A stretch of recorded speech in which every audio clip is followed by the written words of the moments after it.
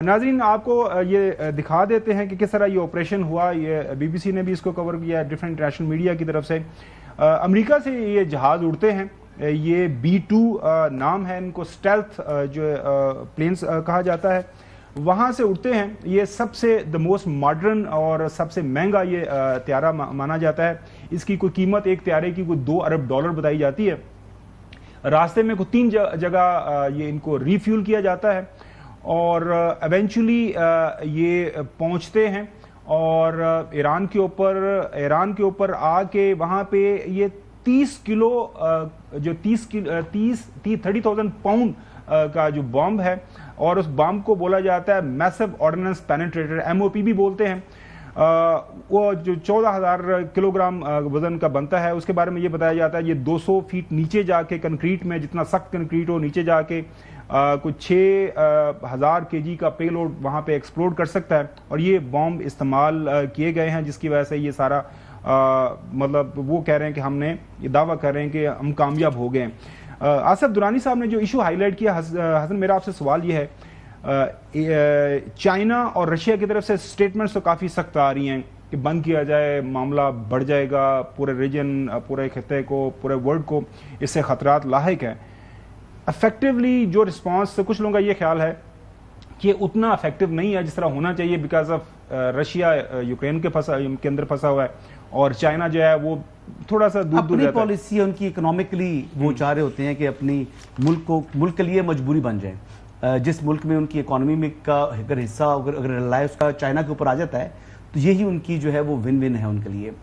मेरा नहीं ख्याल कि फिजिकली कोई और मुल्क किसी इस जंग के अंदर जो है वो हिस्सेदार बनेगा। ममालिक जो है वो दूसरों की जंगों का हिस्सा नहीं बनती होती, और यही तनकीद प्रेसिडेंट ट्रंप पर हो रही है, विद इन USA हो रही है।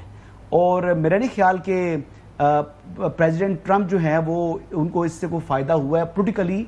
उन्होंने अपना पॉलिटिकल कैपिटल लूज किया है और आगे आपको मालूम है कि मिड टर्म इलेक्शंस होते हैं तो उसमें इसकी कॉस्ट पे करनी पड़ेगी उनके ग्रुप को। पहली बात तो ये। दूसरा, ये जो इन्होंने देखें, जाकर आपने B2 अपने प्लेन्स भेजे, फिर बंकर बस्टर उन्होंने फेंके जो है वो बम्स। देखिए 6,000 किलोग्राम का धमाका खेज मवाद उसके अंदर होता है। अगर उसके नीचे कोई लोग थे तो वो तो ख़त्म थे, लेकिन बताया जा रहा है कि शायद पहले से ही अंदाज़ा था कि ये टारगेट हो सकते हैं, तो वहाँ से वो चीज़ें जो हैं वो हटा दी गई। वरना तापकारी अगर वहाँ से फैलती तो भाईजान आप मैं जो हम पाकिस्तान में रह रहे हैं या पूरा मिडिल ईस्ट जो है वो उसको खतरात से दो चार की है। देखिए ये मामूली बात नहीं है, ये इतना बड़ा इशू है। सर बात अगर मैं लास्ट कंप्लीट कर लूं, ये इतना बड़ा इशू है कि जिससे जो मौजूदा जनरेशन है, इन्होंने नहीं, आने वाली जनरेशन को भी नुकसान होना था। तो ये छोटा क्राइम नहीं है, ये क्राइम बड़ा क्राइम कमिट हुआ है, और इस हवाले से उनको गलती का एहसास करना चाहिए। और अगर इस तरह की गलती उन्होंने रिपीट की तो फिर इसके जो है वो फिर इसका मतलब ये है कि वो इंसानियत के दुश्मन हो चुके हैं। चलो इमरान साहब, आप हमेशा चाइना के किरदार की बात करते हैं। आपको लगता है कि चाइना कोई इफेक्टिवली मैदान के अंदर आएगा, किसी सतह के ऊपर थोड़ा सा वॉर्न करेगा, थ्रेट करेगा? क्योंकि बराह रास्त इम्पैक्ट जो आएगा इस रीजन में वो तो चाइना के ऊपर आएगा, रशिया के ऊपर आएगा। चौधरी साहब, अभी तो रूस गए थे ना ईरान के वजीर खारजा, तो वहाँ से कुछ स्टोरीज क्या निकली हैं। नंबर 2, शुमाली कोरिया ने क्या, ये तो कह रहे आपका न्यूक्लियर प्रोग्राम उड़ा देंगे, ये उड़ा दिया है बल्कि। तो वो उन्होंने कहा जी जितने आइटम बम चाहिए हमसे ले लें। ईरान क्या मसला है, ईरान की पॉलिसी नहीं है, वो कहते हैं हमने नहीं न्यूक्लियर वेपन्स नहीं बनाने। दूसरी तरफ कह रहे हैं जी ईरान के पास पहले ही वेपन्स है। तो चाइना ने अवामी जमहूरिया चीन की जो भी पॉलिसी है वो चीन जो है ईरान की हमायत कर रहा है।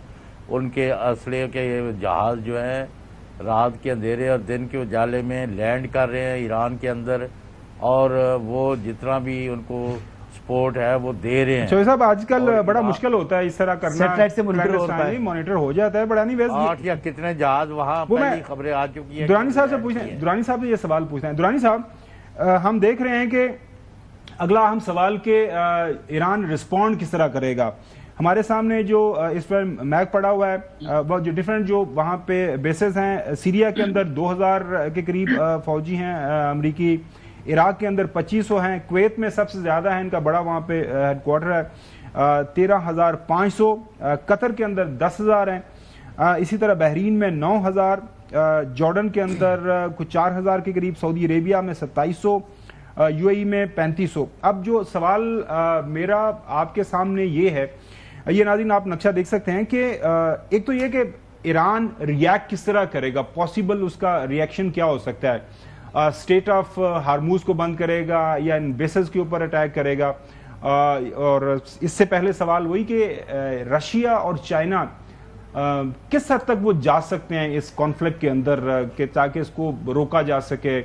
अमेरिका की जो दखल अंदाजी है, या है अक्रॉस अटलांटिक वो आता है, बम फेंक के वापस चला जाता है। जी, मेरे ख्याल में ईरान में तो रेजिलेंस है, ईरान रेजिस्ट करेगा, और ईरान के लिए जो सबसे इस वक्त अहम बात है कि ये अमेरिका और इजराइल जो है वो अपने फौजी ईरानियन टेरिटरी में नहीं भेजेंगे, तो लिहाजा ये सारा जो है मामला एयर वॉरफेयर की तरफ रहेगा। उसमें यकीनन इंफ्रास्ट्रक्चर को नुकसान पहुंचेगा, लेकिन अगर वो अपने बूट्स ऑन ग्राउंड लाना चाहेंगे ईरान के अंदर, तो फिर वो असल वॉर होगी। तो इस लिहाज से ईरान को इंफ्रास्ट्रक्चर में तो शायद नुकसान हो, लेकिन ईरान भी इजराइल को अगर ज़्यादा नहीं तो कम अज़ कम काफ़ी हद तक नुकसान पहुंचा रहा है अपने मिसाइल्स के जरिए से। और दूसरा जो है स्ट्रेट ऑफ हॉर्मुज़ की आपने बात की। अच्छा दुरानी साहब, ये इस पे मुझे आपसे तफसीलन जवाब चाहिए होगा। एक छोटी सी ब्रेक का कहा जा रहा है, हम फौरन आपके पास जो है ब्रेक के बाद आ रहे हैं।